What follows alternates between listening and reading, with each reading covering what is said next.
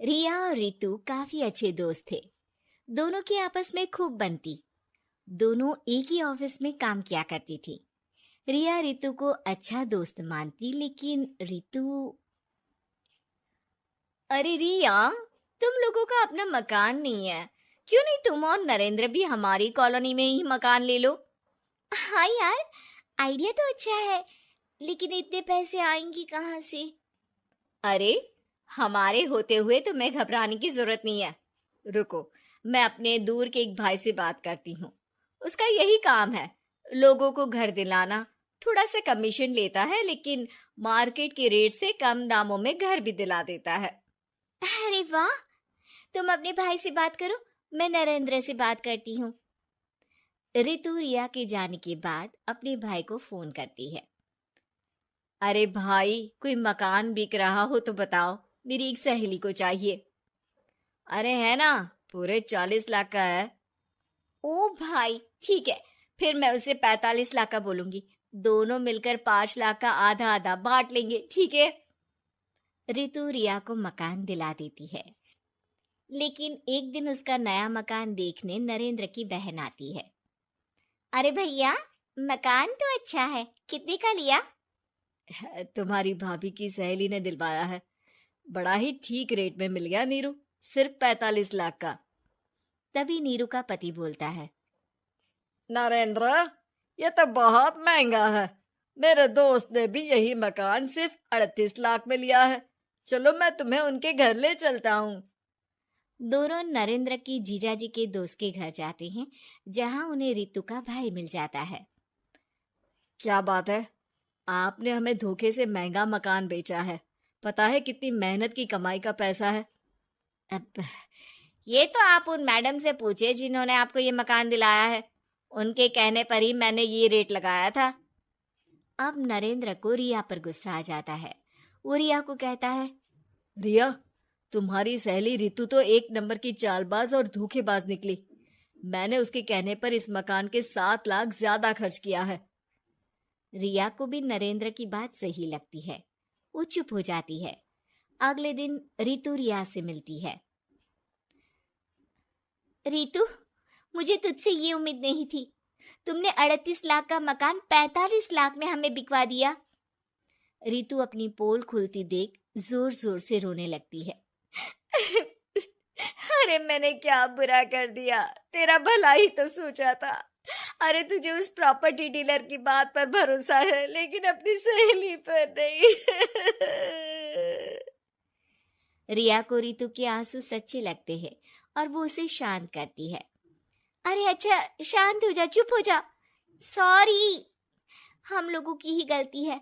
हमें मार्केट में पहले रेट पता कर लेना चाहिए था। चल, सॉरी। अब रितु आए दिन लोगों से रिया के पीठ पीछे बुराई किया करती थी। रितु अपनी ही दूसरी ऑफिस के सहयोगी से कहती है,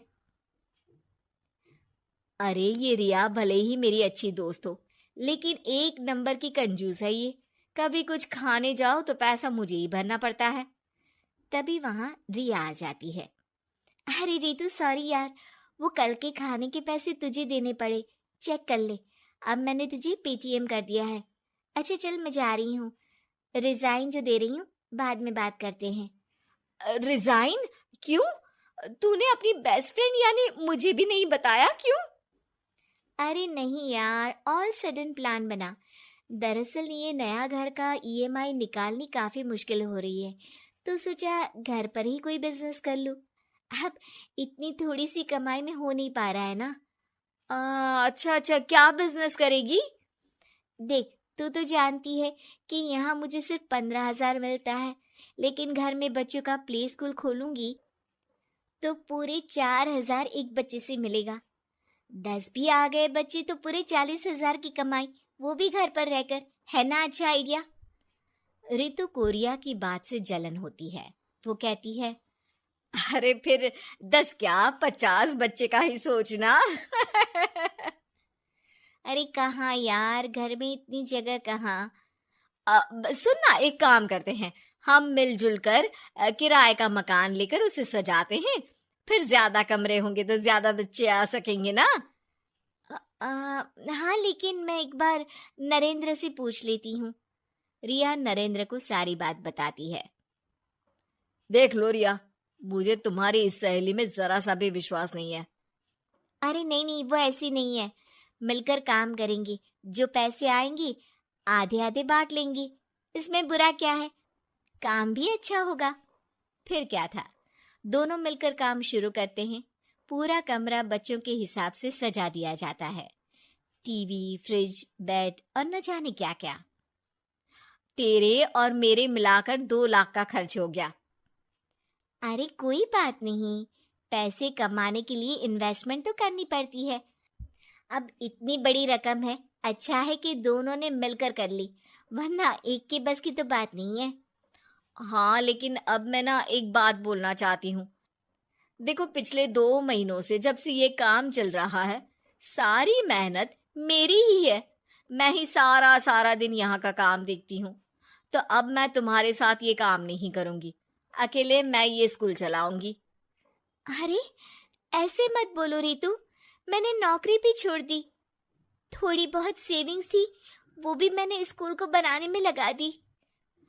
अब यार, तुम तो आलसी भी हो। मुझे नहीं लगता तुम ये काम कर पाओगी। रितु, नरेंद्र ठीक बोलते थे, तुम भरोसे के लायक नहीं हो। ये मेरी गलती है कि मैंने तुम पर विश्वास किया। अच्छा जी, तो गलती की ना। मैं तुमको तुम्हारे पैसे धीरे धीरे करके दे दूंगी। अच्छा होगा कि अब तुम यहाँ से निकल जाओ। बेचारी रिया सर झुकाकर घर वापस आ जाती है। नरेंद्र, वही हुआ जिसका डर था। रितु ने मुझे पार्टनरशिप से हटा दिया। मैं ये बात जानता था रिया, लेकिन मैंने तुम्हें इसलिए फोर्स नहीं किया क्योंकि जब तक तुम खुद धोखा नहीं खाती, तुम्हें अकल नहीं आती। हाँ, लेकिन अब वही जो पहले सोचा था। और फिर क्या, रिया घर से ही बच्चों को संभालने का काम शुरू कर देती है।